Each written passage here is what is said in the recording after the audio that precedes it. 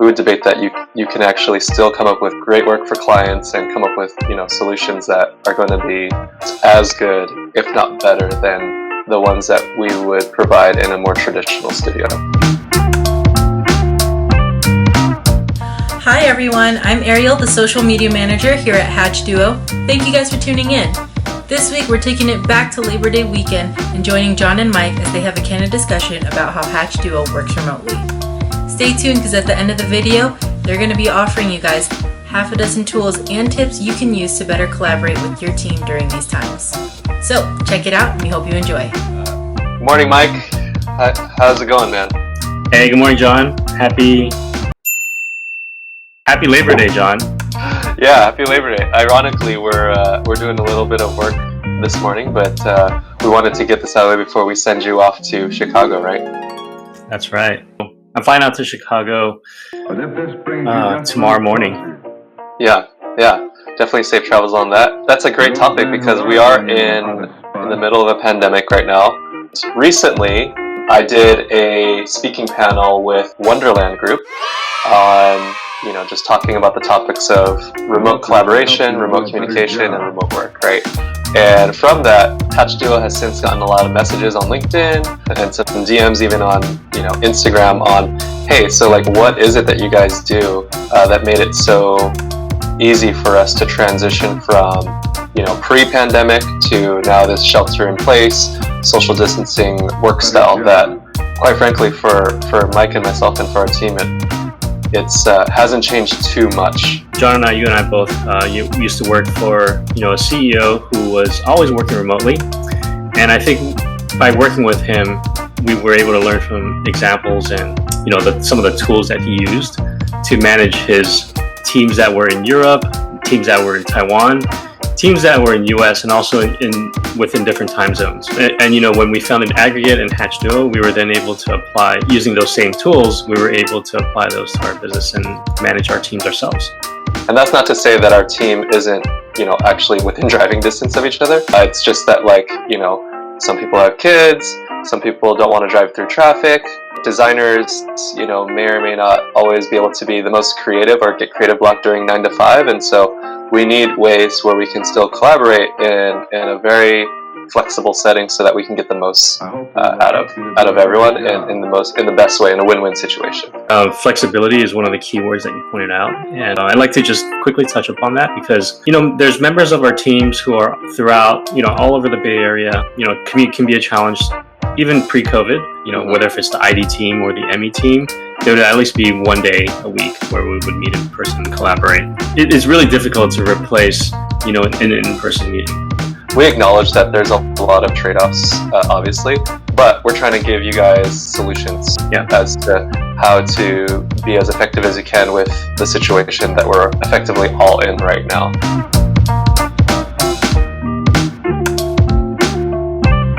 And so what are some of how about you tell them what some of our go-to tools are? Yeah, so Slack is definitely one of the most effective tools that we use. Our go-to, that's the glue or the bond that holds our team together. Other communication tools that we use, particularly the project managers, are Asana. We use cloud-based shared documentation. For example, Google Docs, Google Slides, Google Sheets. This is particularly useful for collaborating between a large number of people and allowing us to edit in real time. Since we always set up a lot of times product requirement documents, this allows us to collaborate not only with the client, but let's just say the client also has an EE or electrical engineering, PCB team. This allows them to kind of see the same document that we're looking at in real time, and we can comment on it live. Another really wonderful tool that particularly my design team, the industrial designers, really love to use is Miro. Shout out to David De Jesus, who's our mentor, who kind of suggested this tool for us a while back, and ever since our whole team has been using it. Everyone from the business development team to social media to design and engineering has been using this tool. It's essentially a whiteboard collaboration tool. You can use it to brainstorm using Post-it notes. You can use it to critique designs and, build a digital wall, so to speak. So a lot of designers, oh gosh, yeah, I have no wall. I can't see all my work. It's so hard to paste it all into Slack. I hear that all the time. And I'm like, go use Miro, because now you have this digital wall. You can set up a wall for, Johnny, Bobby, Sally, whoever, right? And you guys can put up all your sketches, all your notes, all your, your color swatch proposals all onto your board. And then, design director like myself or a design lead, Blake, can go over and actually look at it, on their spare time, just like, as he's walking by, in the studio. Again, I'm not saying that this is going to necessarily be a one-to-one replacement for in-person drive-by critique, but for industrial design in particular, it's been great because we can draw over each other's sketches, we can collaborate one-to-one, we can actually point and see each other's cursors. It's awesome. I will say for all you designers using Miro is definitely get a tablet or a Cintiq or an iPad Pro or something like that, so that you can actually draw, because I've tried to do mouse sketching critique and it doesn't look great. So yeah, make sure you have a stylus when you're drawing over that stuff.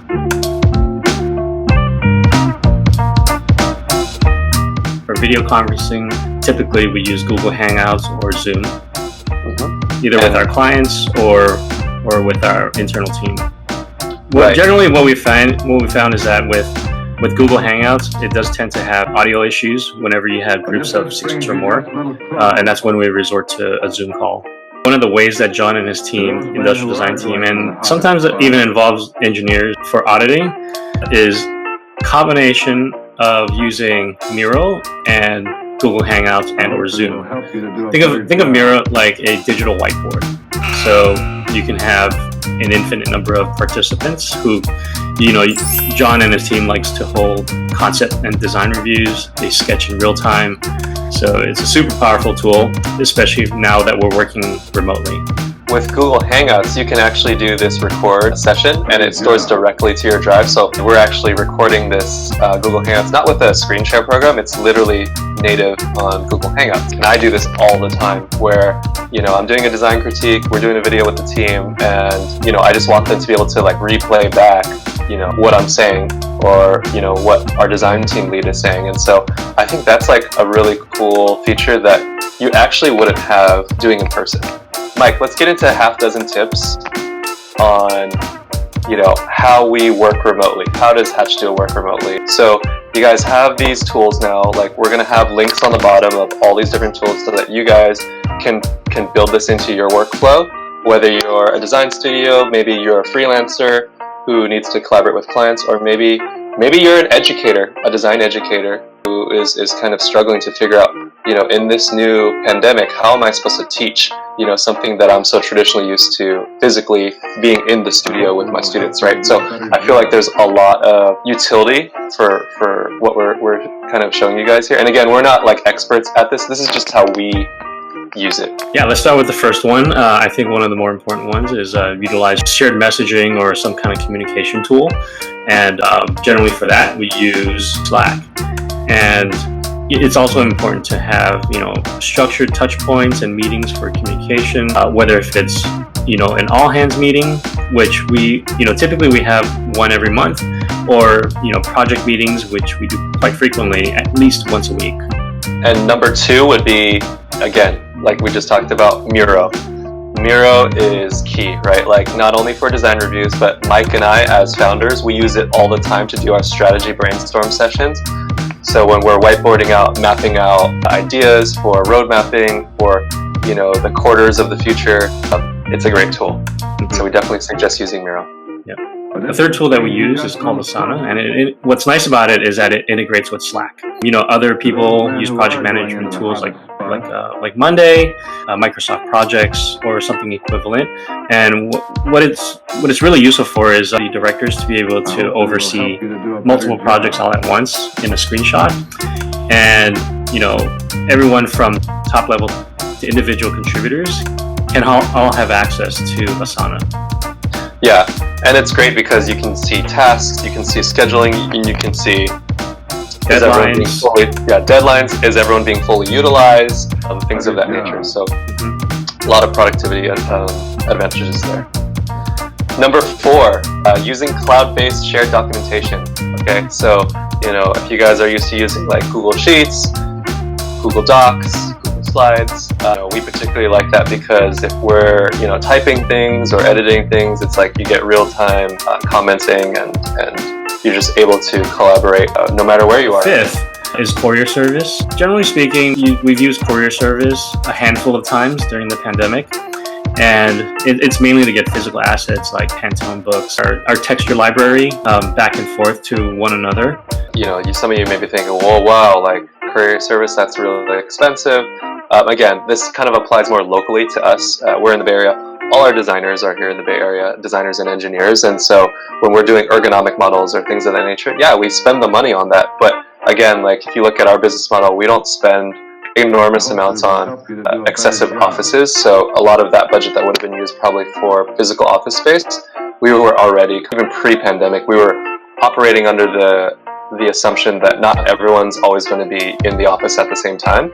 And so this was kind of built into our process. This last tip is less about a software or service, but just it's really about you guys as a team and a culture should have what I feel is a culture of over communication. And why is that beneficial? Well, I think like in a remote setting, communication is key. Having systems for communication, how you communicate, when to communicate, it's very key. And I think for us at Hatch Duo, we err on the side of like, let's talk a little bit too much or talk a little bit too often, so that we can stay in touch with each other. Let's call it like mixed blessings, right? Like in terms of having remote work, is that there's the positive is that you can be very productive and there's a culture of performance. Because basically, like you can't talk your way out of it. There's so little time in the day now. You can only talk about what you're doing for the most part, right? Like essentially, the over communication is so that we can understand what everyone is doing, and there's a culture of like reporting and results here at Hatch Duo. And if you're not reporting results, what are you doing essentially? And that's kind of like what we wanted to configure. And there you have it. Thank you guys so much for tuning in. As John mentioned, we're going to be posting all the links to the tools that they discussed in the description box below, so be sure to check it out and we hope you find it useful. We'd also like to hear from you guys. What are your tips and tools to working remotely? Please comment down below and let us know.